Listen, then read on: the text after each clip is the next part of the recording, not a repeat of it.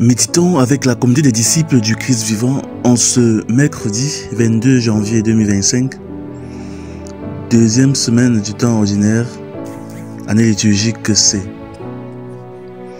Évangile de Jésus-Christ selon saint Marc au chapitre 3, versets 1 à 6.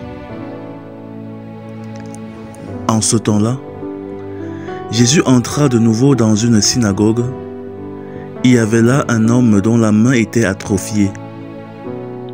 On observait Jésus pour voir s'il le guérirait le jour du sabbat. C'était afin de pouvoir l'accuser. Il dit à l'homme qu'il avait la main atrophiée: « Lève-toi, viens au milieu. » Et s'adressant aux autres: « Est-il permis le jour du sabbat de faire le bien ou de faire le mal, de sauver une vie ou de tuer ?» Mais eux se taisaient. Alors, promenant sur eux un regard de colère, navré de l'endurcissement de leur cœur, il dit à l'homme: « Étends la main. » Il l'étendit et sa main redevint normale. Une fois sortis, les pharisiens se réunirent en conseil avec les partisans d'Hérode contre Jésus pour voir comment le faire périr. Acclamons la parole de Dieu. Méditation.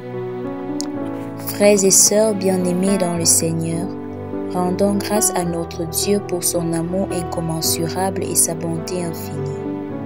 Le passage de l'Évangile selon saint Marc que nous venons de lire nous invite à réfléchir sur le véritable sens du sabbat, ce jour consacré à Dieu, un jour où l'amour de Dieu, l'amour du prochain et l'amour de soi doivent être au centre de notre existence. Ce texte met en lumière l'exemple du Christ qui, au mépris des jugements et des lois humaines, guérit l'homme à la main paralysée, affirmant ainsi que le bien de l'humanité prime sur tout le reste. Dans la vie chrétienne, nos actions sont souvent observées, jugées et évaluées. Respecterons-nous les lois? Agirons-nous selon les règles établies? Ou écouterons-nous l'appel de notre cœur à faire le bien?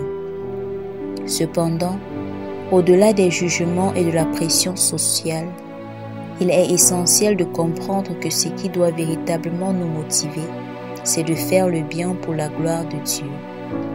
La loi du bien, celle de l'amour de Dieu et de l'amour du prochain, est au-dessus de toutes les autres lois humaines. Parfois, nous nous laissons enfermer par les règles sociales, la peur du regard des autres ou encore les blessures du passé. Mais, chers frères et sœurs, souvenons-nous que par Jésus-Christ, nous sommes libres. Libres des chaînes de l'oppression, libres des attentes de la société, libres de tout ce qui nous empêche de répondre à l'appel de Dieu. La liberté que nous offre le Christ est celle de faire le bien, de manifester la miséricorde et de répondre aux besoins de notre prochain, sans crainte et sans réserve. Ce passage nous invite aussi à une introspection profonde. Quel est l'état de notre cœur lorsque nous rencontrons des personnes dans le besoin? Ressentons-nous de la compassion ou de l'indifférence? Comment réagissons-nous lorsque nous sommes sollicités pour aider? Sommes-nous prêts à prendre des initiatives qui favorisent le bien de tous, en toute simplicité, sans attendre de récompense? Prions. Seigneur Dieu notre Père, nous te rendons grâce pour ta miséricorde infinie que tu nous as montrée en Jésus-Christ, ton Fils bien-aimé, notre Sauveur. Accorde-nous la grâce de nous sentir pleinement libres de faire le bien à tout moment, sans réserve, et d'agir avec miséricorde tout comme toi, pour le bien de notre prochain.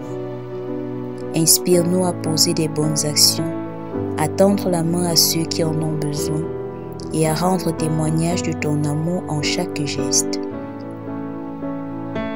Intercession. Prions pour ceux qui, prisonniers du respect aveugle des règles et des conventions, ne voient pas que la loi de l'amour prime sur tout. Que le Christ leur accorde son Esprit Saint pour transformer leur cœur et les rendre instruments de sa compassion et de son secours pour l'humanité.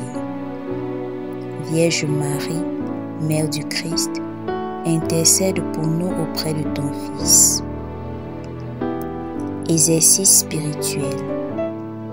Réfléchissons à une bonne action que nous avons reportée, une sollicitation que nous avons ignorée, et engageons-nous à la réaliser aujourd'hui pour la gloire de Dieu et le bien de nos frères et sœurs.